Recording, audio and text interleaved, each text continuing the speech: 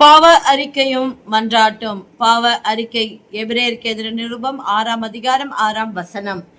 மறுதலித்து போனவர்கள் தேவனுடைய குமாரனை தாங்களே மறுபடியும் சிலுவையில் அறைந்து அவமானப்படுத்துகிறபடியால் மனம் திரும்புவதற்கேதுவாய் அவர்களை மறுபடியும் புதுப்பிக்கிறது கூடாத காரியம்.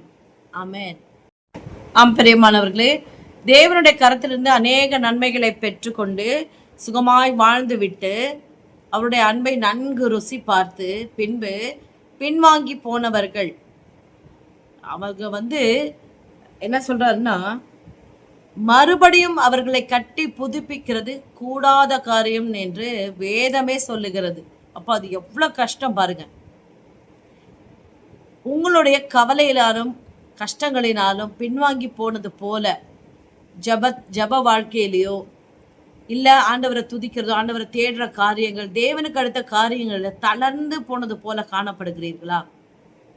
சிந்தித்து பாருங்கள். எந்த இடத்துல ஆண்டவரை நாம் துக்கப்படுத்தி இருக்கிறோம் என்று அதை எல்லாம் ஆண்டவர்கிட்ட அறிக்கை பண்ணுங்க.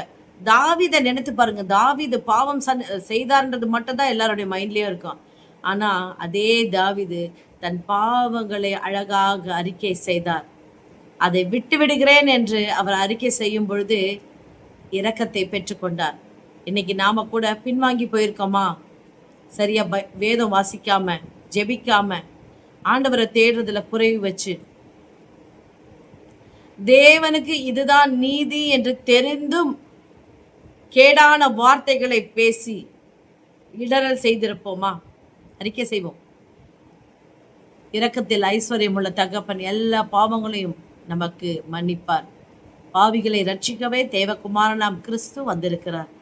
சரியாய் நாம் அவரை பயன்படுத்தி கொள்ள வேண்டும். பிரியமானவர்களை, பாவ அறிக்கை செய்வோம். ஸ்தோத்திர ஆண்டவரே, ஸ்தோத்திர தகப்பனே, எங்கள் கண்களினாலே, செவிகளாலே, எங்கள் வாயினாலே, ஆண்டவரே, எங்கள் சரீரத்தை கொண்டு நாங்கள் செய்த எல்லா துன்மார்க்கத்தையும் எல்லா பாவங்களையும் மீறுதலையும் தயவாய் மன்னியும்.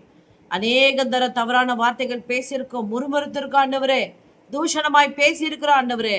வேதம் வாசிக்காம, ஜெபிக்காம, துதிக்காம, ஆண்டவரே உமக்கு பிரியமானதை செய்யாம, நீதி என்று தெரிந்தும் அநீதியாய் நடந்து எத்தனையோ முறை ஆண்டவரே மீண்டும் மீண்டுமாக உண்மை நாங்களே சிலுவையிலே அப்பா அறிந்திருக்கிறோம். தயவா எங்களை மன்னியும் ஆண்டவரே. எங்களை மீண்டுமாக மன்னித்து உம்முடைய ரத்தத்தினாலே கழுவி ஏற்றுக்கொள்ளுங்க. இயேசு மூலம் ஜெபிக்கிறோம் பிதாவே. ஆமேன், ஆமேன், ஆமேன். பாவரிக்கை செய்யுங்க. தேவ இரக்கம் அளவில்லாமல் உங்கள் மேல் ஊற்றப்படும். இது உறுதி. God bless you.